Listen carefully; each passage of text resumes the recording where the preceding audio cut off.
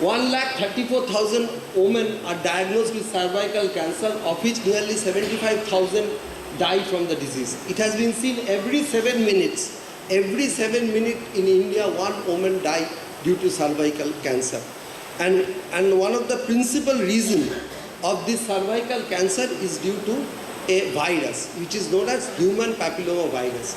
And how this human papilloma virus causes cervical cancer, what happens, it has been seen, if there is a breach in the epithelial lining of the cervix, due to any reason, then this human papilloma virus, they enter this breach and they infect the cells in the just above the basal basement membrane of the epithelial lining.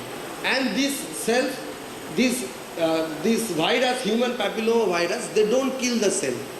Neither they cause any inflammation, but they integrate their DNA with the host DNA. And once their host integration occurs, then instead of the virus starts replicating inside this epithelial cells lining the cervical canal. And thereafter, after some time, there are certain oncogenes which gets manifested, and then the cancer problem starts. And the problem is that supposing you have an infection early in your life, say about the age of 10, 12, 13, 14, adolescent period, the cancer will develop, say 10, 15 years down the line.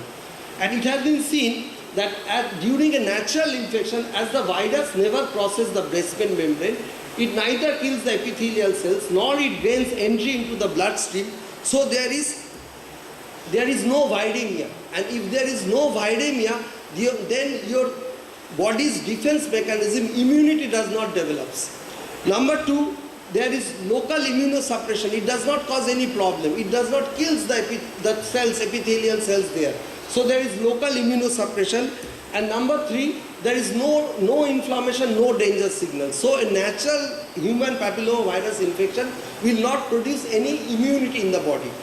But when this is given as a vaccine, when this human papilloma virus attenuated or killed, or some other way of human papilloma virus is injected inside your body, what you are doing, you are giving this antigen inside the body. There they gain entry into your bloodstream. Once they gain entry into your bloodstream, it is the dendritic and the macrophages which will take up the antigen, and this antigen will be presented to the T cells, the naive T cells. These T cells will process the antigen and present it to the B cell, and the B cell in turn will produce the antibodies and you get protection. So natural infection due to HPV does not give any protection, but whereas a vaccine will give protection. Currently there are two vaccines available in the market. One is Cervarix, which contains only the antigens against HPV 16 and 18, which is responsible for more than 70% cases of cervical cancer. And there is another vaccine known as Gardasil, which contains not only 16 and 18 but also two more, HPV 6 and 11. But fortunately the HPV 6 and 11, they do not cause cancer, but they cause benign genital warts. And there is another basic difference between these two vaccines is that this vaccine contains as an adjuvant aluminium salt, but this vaccine contains an innovative newer thing as an adjuvant which is known as MPL. What are adjuvants? Adjuvants are added to the vaccine to increase the immunogenicity of the vaccine. And it has been seen this MPL causes gross enhancement of the immunogenicity. So how do you know that? If you see the immunity, the antibody level with Cervarix is much higher in HPV 16, whether it's Gardasil it is much lower. So also in HPV 18 it is much higher. So this unique adjuvant increases the immunogenicity of the vaccine. And also it has been seen that with Cervarix, the antibody level persists for a long time, both against 16 and 18. But with Gardasil, it does not persist for a long time. So there lies the importance of these vaccines. Dr. Kundu, please be faster. No, I don't think give the carry-home message. The carry-home message is various studies has been done and it has been shown this vaccine is very effective.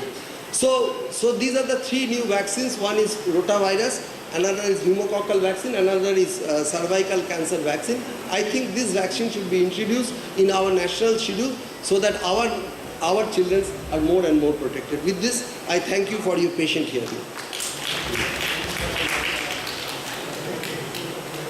topic is open for any queries from the audience. Any views of the audience on inclusion of the important vaccines to cover the rotavirus, pneumococcal and H. influenzae in our university?